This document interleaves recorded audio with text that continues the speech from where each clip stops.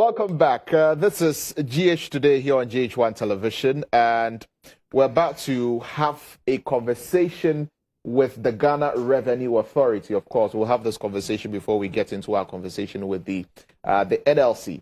We're talking to the Ghana Revenue Authority, and we're talking about the electronic transactions levy. We know that from the 1st of May, every electronic transaction that you make, or almost every electronic transaction that you make, you'd have to pay a 1.5% of the value of the transaction. You know, if you are sending money to someone, you'd have to, pay the E-Levy. So today we're here to have some education on the implementation of the E-Levy and how it's all going to work. If there are questions that you do not, or questions that you have about the implementation of the E-Levy, or certain issues about or aspects of the implementation of the E-Levy that you do not understand, today those questions are going to be answered. Isaac Kobina Amwako, or is it Kobina? Kobina. Okay. Yeah. Isaac Kobina Amwako is here in the studio from the Ghana Revenue Authority. Good morning. Good morning. Welcome. Thank you. It's good to see you. Yeah. Are we ready to pay E-Levy? I believe we are. And the implementation is from the 1st of May, which is a holiday. Barring any change, that is the date. Yes. Okay. So, I mean, for those who don't let's get a very good understanding of what this E-Levy is. Of course, I tried to explain it before I introduced you. I hope I did a good job at explaining. Or is there something I'm missing as to what the E-Levy really is? The only correction I would say is that it's electronic transfer, not transaction. Okay. Yeah, electronic transfer levy. We don't want it to be electronic transaction because there are a lot of electronic transactions. Yeah. Transfer is just a subset of transaction. So it's electronic transfer levy. Yeah, it is a levy imposed on every electronic transfer that you make. That's basically what the electronic transfer levy is all about. So every electronic transfer, not every specified electronic transfers. Okay. Yeah. So what are the electronic transfers that E-Levy is going to cover? Okay. So there are about 5 main electronic transfers that the Act, which is currently law, has defined as being within coverage for the electronic transfer. So the first one is when you make a transfer on a telco or mobile money transfer on the same telco. An example being MTN to MTN, Momo transfer, Vodafone to Vodafone, Airtel to Airtel. That kind of transfer is within coverage. The second one is where you are making to another network. So it's also still Momo, but from MTN to Vodafone or Vodafone to MTN, Airtel, Tigo to Vodafone, and vice versa. That's the second coverage. The third coverage is a bank transfer, but this time the bank transfer is terminating on a Momo wallet. So you go to your bank account and you transfer money into any Momo wallet. That's also within coverage. Then the fourth one is the reverse of the third one. That is Momo to bank account. So I've gotten 4 now. Then the last one is a bank transfer. So at least the beginning rendition says bank transfer. So that means it's bank to bank. It doesn't include bank to Momo because that has been covered in 3. So a bank transfer belonging to an individual. So an individual here is a human individual. Using what we call instant pay digital platform or application. It's also subject to the levy, but it's subject on a threshold that the minister will announce. So these are the 5 coverage that if you fall within, the E-Levy will apply. And what is the rate of the E-Levy? Because when the conversations began, it was 1.75%. What are we working with now? So the law now, as it came out, had made it 1.5% of the taxable value on the principal, amount that you are transferring, or the amount you are transferring. You intend to transfer. So if I intend to transfer 300 cedis, yes, where is the E-Levy going to come in? So there are some exclusions. We need to capture all the exclusions before you can start talking about how to compute the E-Levy. Because if you go straight without the exclusions, then the calculation will not be accurate. So what are the exclusions? So there are about 7 exclusions. So the first exclusion is that if you're making a cumulative transfer of 100 Ghana within a day, then that amount is excluded from the charge. Cumulative of 100 Ghana within a day. Within a day. So it's not like if I send 100 Ghana, no, then I send another 100 Ghana, then I send another 100 Ghana, I am escaping E-Levy. No. Once I send the first 100 Ghana, you are done. Every other transaction I make becomes even taxable. If it is 50 cedis. Even if it is 1 peso. 1.5 E-Levy applies. Yes. Okay.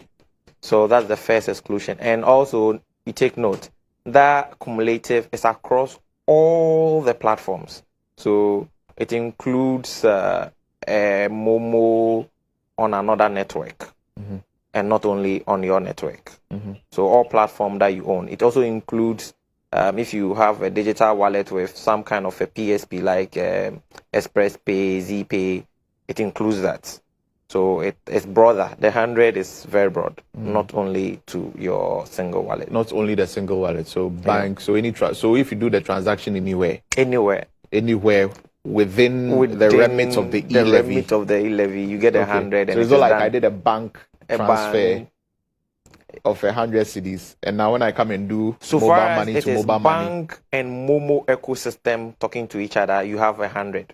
Okay. If it's bank to bank, it's a different threshold. Okay. But bank to Momo, Momo to Momo is 100. Okay. So if I were sending 150 cedis, okay, at a go, how will the E-Levy be calculated? Good. So the E-Levy would take away the 100 out of your 150, and you are left with 50. And then it will tax 1.5 on the 50. And then add that tax to the applicable charges the telco is going to demand from you, which is 1% of 150. So that should be 1 cedi 50 pesos from the telco. And then we do 1.5 on the 50. So 1 on 50 would have been 50 pesos. So 50 pesos plus half of 50 pesos will be 75 pesos. So you add 75 pesos to the 1 cedi 50 pesos, and I think that should give you 2 cedi 25 pesos, I guess, if my math is going very well. So you add that to the 150, and then that is the amount you should have in your wallet before your transfer can be successful. So if you don't have that amount in your wallet, message will come back to tell you have insufficient funds. Okay. So if I am transferring money from my bank account onto my mobile money wallet, yes, what happens? If you are transferring from your bank account and it is going to terminate on your mobile money wallet, then let me go to the second exclusion, because I've gone to first exclusion that there's a cumulative figure of 100 across. The next exclusion is that if the transfer is between accounts that you own, it's excluded altogether. Accounts that you own. Accounts that you own. Define that Good. for us. So account that you own is that you have accounts at various platforms, but behind those accounts is an identity, and that identity is the Ghana card. Once you can prove on the electronic platform that the identity behind your account is Ghana card, any transfer you do, E-Levy doesn't apply. So if I open my bank account with my voter's ID card, with my driving license, does it mean that if I transfer from my bank account to my wallet, I'll pay E-Levy? Yes. But if I registered with my Ghana card, yes, it will be captured. Yes. How does all of that work? So currently the telcos are undergoing an exercise known as SIM registration, where you're being asked to provide your Ghana card as the identity behind your SIM. So if you have already done that, you've escaped this challenge Okay. of having maybe your voter or your passport or your driver's license as the identity behind your registration. For your SIM card. For your SIM card. The bank have issued a similar directive, but they have up to 30th of June for the deadline. But if you take the advantage now, it means that once E-Levy comes, your identity behind your bank account would be Ghana card, and you can also start enjoying immediately. So it means you'd have to go to your bank and re-register, update your details, records, your records with your Ghana with card, your Ghana card, and then it is linked. And it's linked. Okay, so if, for example, I save at CBG, and I have a Vodafone cash account, and then I have an MTN Momo account. If I'm transferring either to the Vodafone cash or the MTN Momo from my bank account, I'll be exempt. You'll be exempt because the details have been captured. For the details have been captured, Okay. So what is the third exemption? The third exemption is that when you are paying taxes, fees, or charges on a platform known as the Ghana.gov digital payment platform, that is also excluded. Or also any other government of Ghana designated payment platform, the transfer to those platforms are also exempted from the tax. So these are the general exemptions. I told you there are about 7 in nature, so we are on the third one. So we move to the fourth. Yes, let's move to the fourth. Good. The fourth is what is known as specified merchant payments. Now, specified merchant payments are merchants who are making sales on online platforms. So we can take Jumia, can take Tonaton, can take all the food deliveries on the online platform. Insofar as these companies or entities or persons are registered with the Ghana Revenue Authority, when you make payment to them, your payments become exempted if they are registered. If they are not, you pay the levy. So your well-being is dependent on they being compliant with the state. Wow. Okay. And the fifth exemption? The fifth exemption is trying to protect the mobile money agents, that ecosystem. Because that ecosystem normally starts with a float amount or an amount that is distributed to the agents to trade with. So the law doesn't want to tax any transaction that they do so that you don't disturb that ecosystem. So there will be one master agent that may have a number of agents under him. So if he is moving funds from a bigger agent account to one of the lower or sub agents, he ends up not being charged. Equally, if one agent wants to send to another agent, he ends up not being charged. So that is so that the funds they are using to do their Momo business isn't taxed by the E-Levy. So that's the next exemption. The next exemption. Then another exemption is electronic clearing of checks. So when you write checks and the checks are being cleared, it's also exempted. So these are the exemptions that are being granted by the law. So if I withdrew money from an ATM, will E-Levy apply? No, it wouldn't apply because withdrawal, the logic or the spirit behind electronic transfer is that there is an initiator who is transferring through a medium or an institution to a beneficiary. So there are some ingredients that must be present for E-Levy to be applicable. There must be an originator of the transfer. There must be a medium, which is mostly electronic platform that the transfer is passing through. There must be a recipient or a beneficiary. These are the 3 ingredients. So if you look at withdrawal, we don't have these 3 ingredients. We only have an originator who is the same as a beneficiary. So in essence, it is like enjoying the second exclusion. If the transfer is to yourself, it's excluded. It doesn't apply. So withdrawal looks something similar. And if I'm depositing money through the ATM it's the same. The person bringing the money and the one who would eventually get it are the same. So you could use the second exclusion that it doesn't really become a transfer.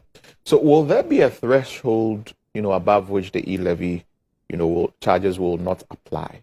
For example, with banks, when you do a certain transaction to a certain level, they cap the charges so that if it's a huge transaction, you still pay that same charge. Will something similar apply to the E-Levy? For E-Levy, there's no cap. No cap. No cap. So if I'm doing 100,000. So it depends.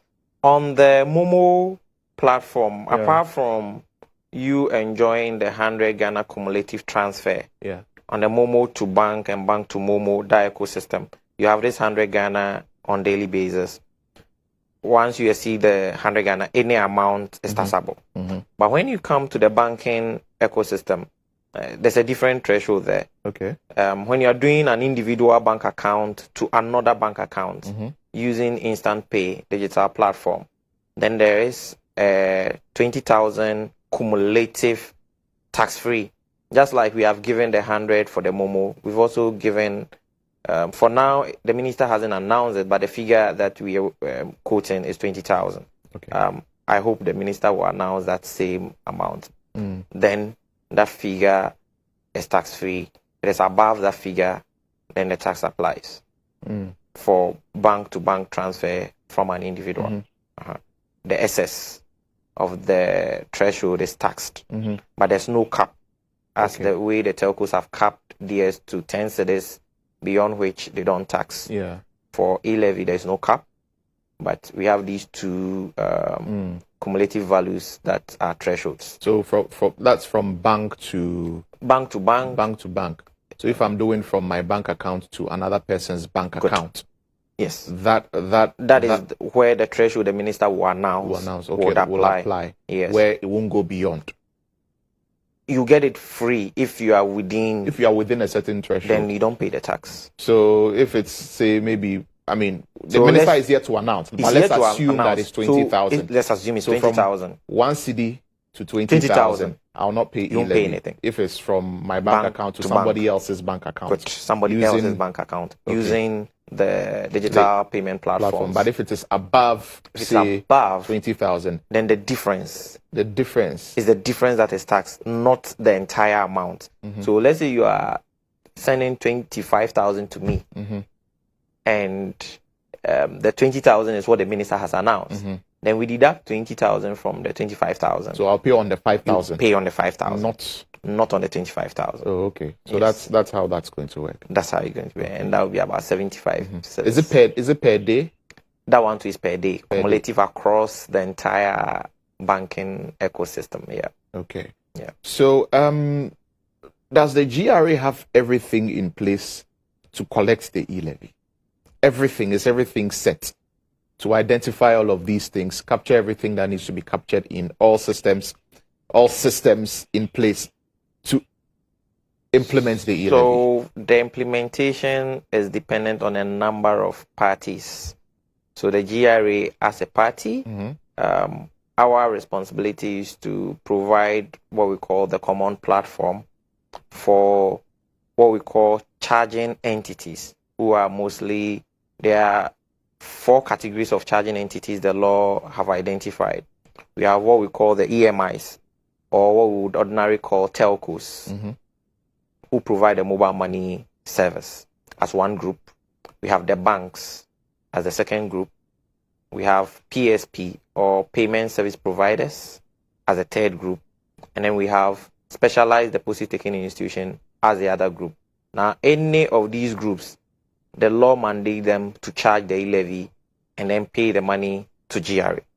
So our preparation is engaging with these parties to make sure that their internal systems that they use for the charging have been modified to be able to transfer the amounts, calling our common platform to check whether the threshold of 100 Ghana for Momo has been exceeded, or to check if the recipient is having an identity of Ghana card behind his records, or if it's a bank-to-bank belonging to an individual, to check if the 20,000, if that is what the minister is going to announce, has been exceeded. So these systems are in place.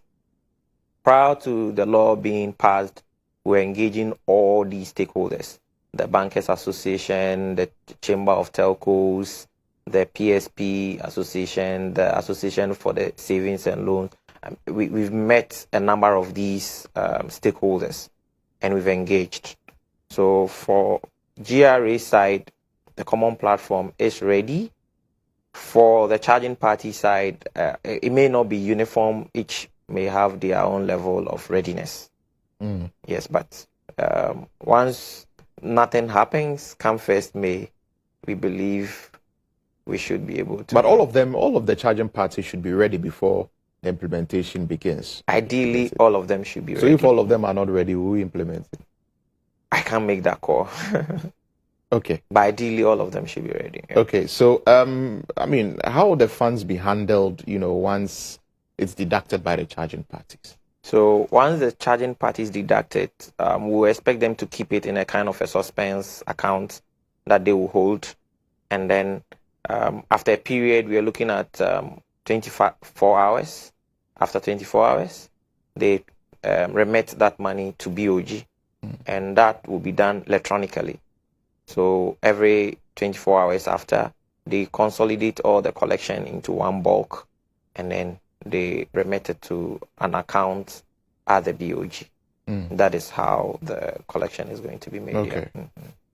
So I think you mentioned earlier, if I'm paying taxes to the GRA through any electronic platform. Through the designated Government of Ghana payment platform. Designated Government of Ghana Yeah, it's called the Ghana.gov payment platform. Ghana.gov platform. Yes.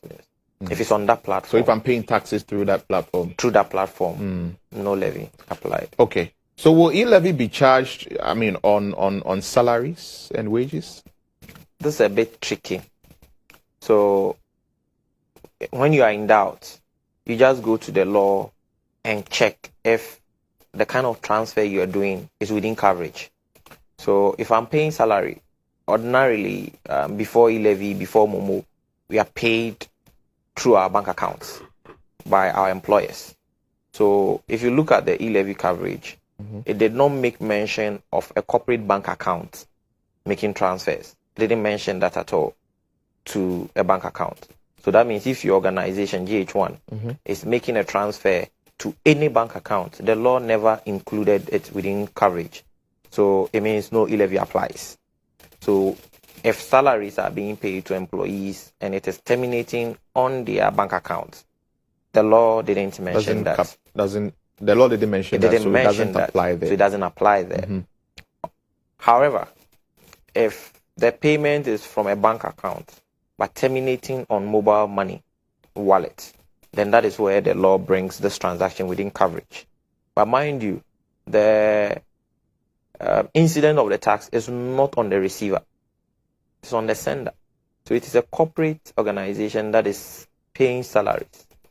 The law imposes the levy on the sender when they use the platform. So if the corporate entity is paying their salaries of workers through mobile money, sending into their various mobile money numbers, then the E-Levy it's will applicable. apply. Either they are using a corporate mobile money wallet, which is within coverage number 1, or they are using their bank account to do that kind of payments, then they are within coverage, and the corporate entity would be levied the tax.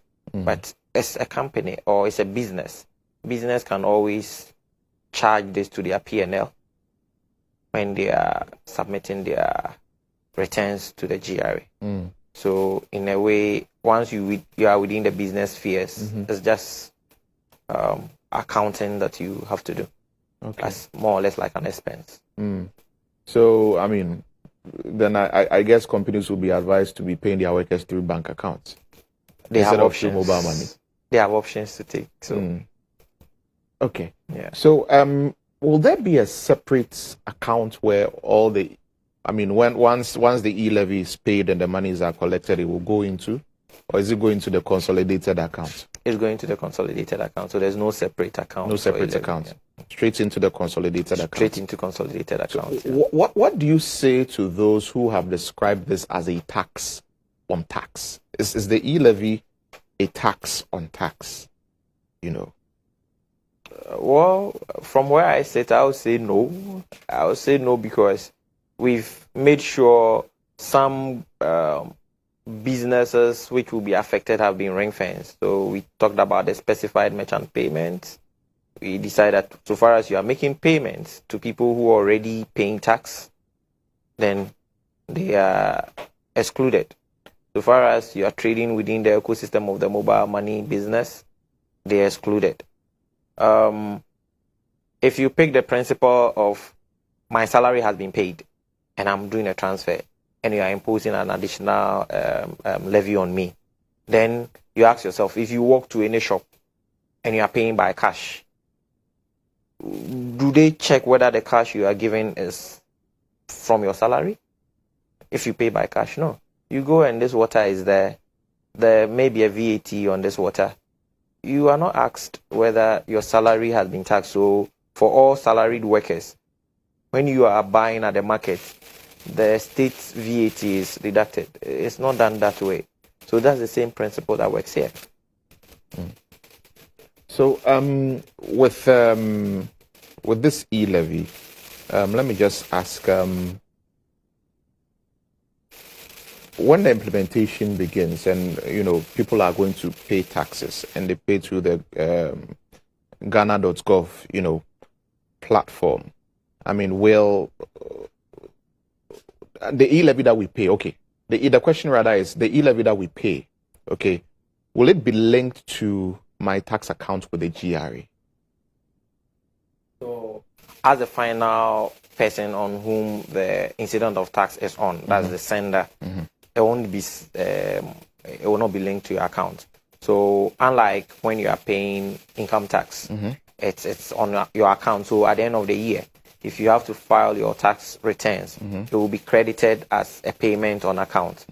E-Levy doesn't work that way. It's a final tax you pay, so it will not be linked to your tax account as a credit. No. Okay. It's not. So those who take loans, and will E-Levy apply to those loans? If the loans are being repaid, will there be an application of the E-Levy on the loans? We could look at it in a number of ways. You have payment insofar as the loan company is registered with the Ghana Revenue Authority. Okay. That payment, that transfer for payment will be classified as a specified merchant payment, and for that matter, the E-Levy won't apply. May not apply. People take these mobile loans, quick loan, and what have you. So if there's already a percentage charge, that's if you if you are paying back. So if I'm paying back the quick loan, will there be? So there's discussion within that ecosystem. Some of these licensed loan companies have personal accounts they've created for the customers. So it will just be crediting those accounts. So now it will be seen as operating your own account, so you own it. In that case, we don't see E-Levy being applicable. But there are some use cases where it's a bit dicey that I may not be able to say whether they would apply or not. Okay. Is there anything else we are missing before we go? Anything else that you'd like to add from the GRA before we wrap it up? Well, I would say we are ready. The systems are being tested. We've engaged with the charging parties. I mean, the entities. We've checked their readiness. We are confident that a number of them should be able to go come the date that has been announced. So all things being equal on the 1st of May. All things being equal. So any transaction I do on the 1st of May. Not any specified. Specified. Any specified transaction I do on E-Levy on the 1st of May. Yes. There will be E-Levy. Yes. For the charging entities that systems have. So if I send you 500 cedis on 1st May, I'll pay as what? As a bank transfer? I'm sending it to you on your Momo. On Momo? Yeah, from my Momo to your Momo. From your Momo, yes. I'll pay E-Levy. Then you pay E-Levy on 400. On 400 cedis. Yes. Oh, wow. Okay. All right. We'll have to end it here. Yeah. But thank you. Thank you that you joined us in the studio for us to do this important education, Isaac. Thank you too. Yes, and continue with the good work at the GRA. Isaac Kwabnamoako is from the Ghana Revenue Authority, explaining the intricacies of the implementation of the E-Levy. So from the 1st of May, all things being equal, we're going to start paying the E-Levy based on the transactions that have been specified. Do stay tuned. There's still more to come here on GH Today. Don't go anywhere. Hi, my name is Kojo Oponkroma, Minister responsible for information. You are ultimately responsible for the information you consume. And to ensure that you consume the right kind of information, here are 3 quick tips to follow whenever you come across information online. Number 1, check the source. Look it up. Is this a well-known, well-respected website that is publishing this information? Or does this come across as one of those websites quickly set up by somebody to publish something just to make you believe it? Number 2, read the whole article, not just the headline. Many people just screen grab a headline and share it across. But often when you read the story and read the quotations, you may find out that the headline is misleading. Number 3, check the date. Some persons have a penchant for picking very old stories and sharing them across as though they were new developments. Posting old stories as though they were new developments does not take away the fact that it may not necessarily be true today. You are responsible for the information that you consume. If you are not sure of the authenticity of a story, do not share the post. If you spot false news online, report it to Facebook. Join the fight against false news online. Thank you. This message is brought to you by Facebook and EIB Network.